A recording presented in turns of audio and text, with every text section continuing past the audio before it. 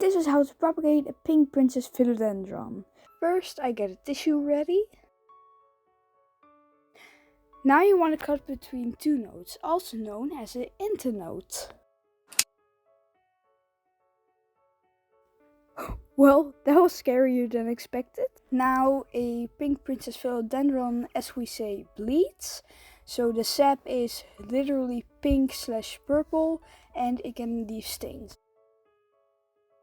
Now I like to do water propagation, which basically means having the nodes underwater.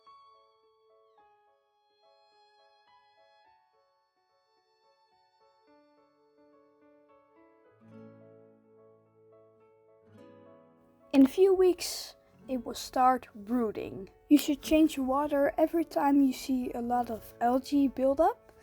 And well, that's quite it.